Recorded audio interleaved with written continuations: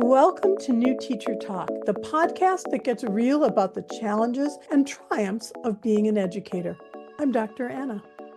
And I'm Dr. Beth. Today, we're tackling what we like to call March Madness for teachers. And no, we are not talking about basketball brackets. Although some days it does feel like we're competing in a high-stakes tournament, doesn't it, Beth? Absolutely. March is that critical time. Testing looms. Spring break disrupts routines. Work-life balance seems like a distant memory. And keeping everyone motivated is like an Olympic sport. So grab your coffee, tea, whatever keeps you going, and let's dive into surviving and maybe even thriving during this challenging season. Okay, Anne, let's start with the elephant in the classroom, standardized testing. As someone who coaches dozens of new teachers, what's your top advice to them? Preparation without panic. I see so many new teachers making the mistake of either completely overhauling their teaching style right before tests or pretending that tests don't exist until the last minute. Both are dangerous approaches. Exactly. Instead, I recommend what I call integrated test prep. Starting about 6 weeks before testing, incorporate relevant question formats into your regular instruction. For example, if you're teaching a math concept, show students how that might appear on the state test. That's such an important point. Students need to be familiar with the format without it becoming the sole focus of your teaching. And speaking of formats, use the last few weeks to teach test-taking strategies specifically.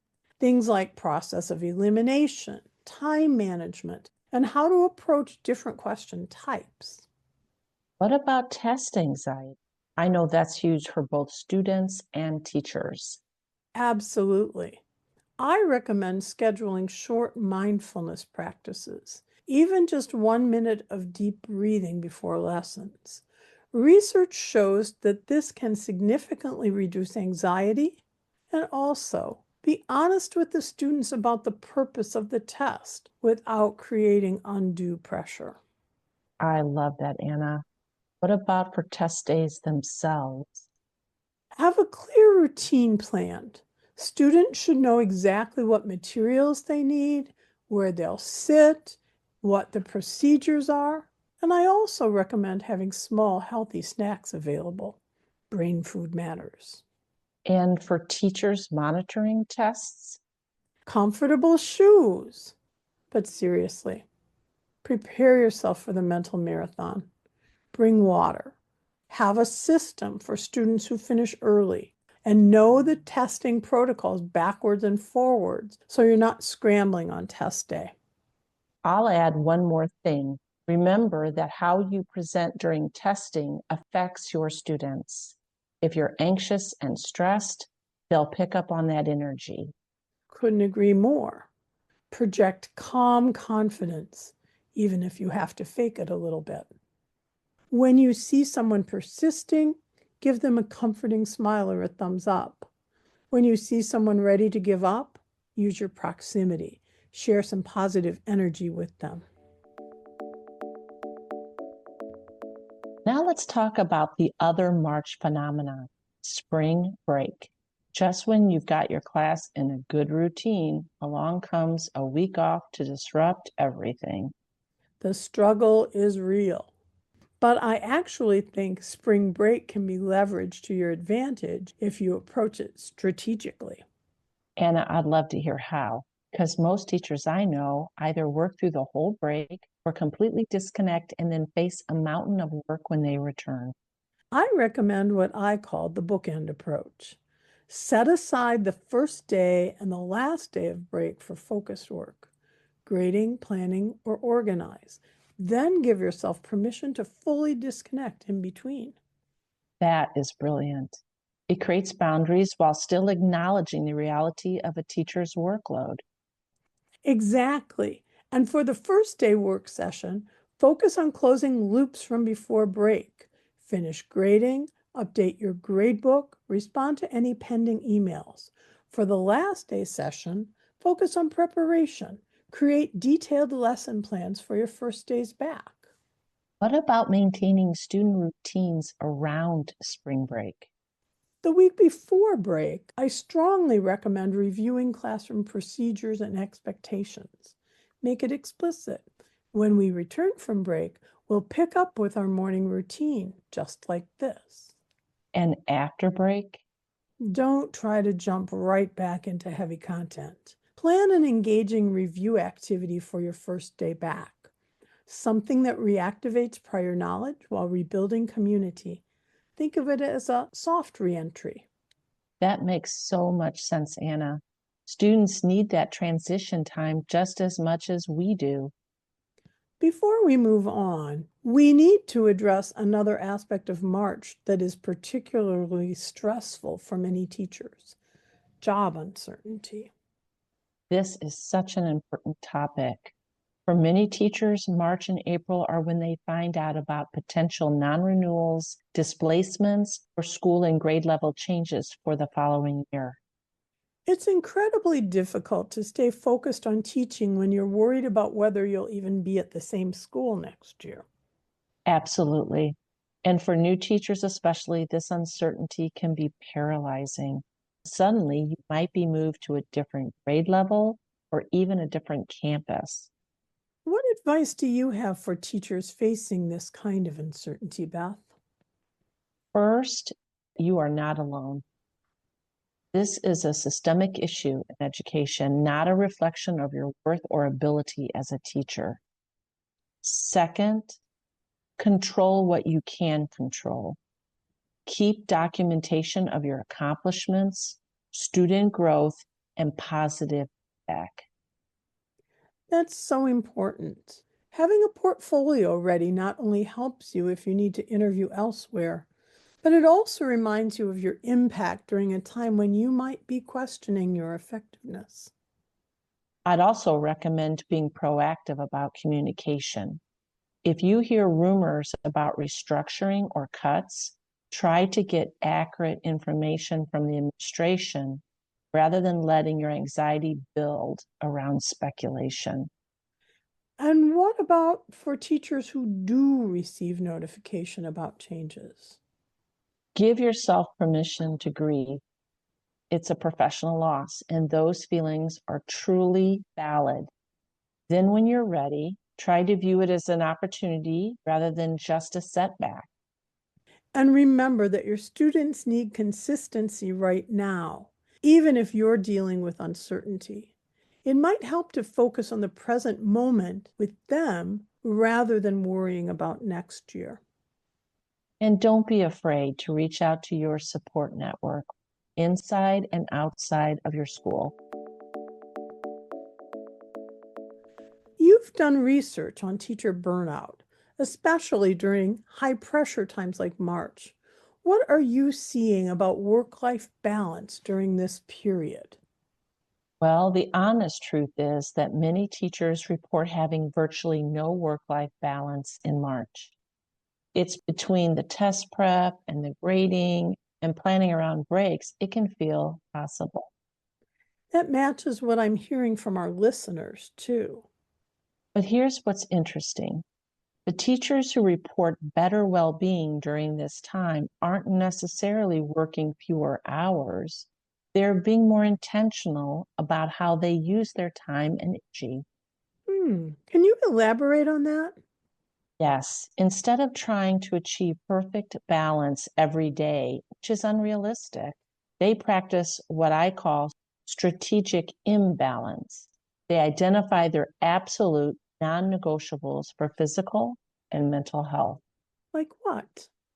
The most common ones are sleep, some form of physical movement, and at least one meaningful connection with somebody outside of the school each day.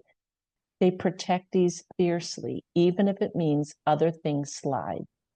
That makes so much sense.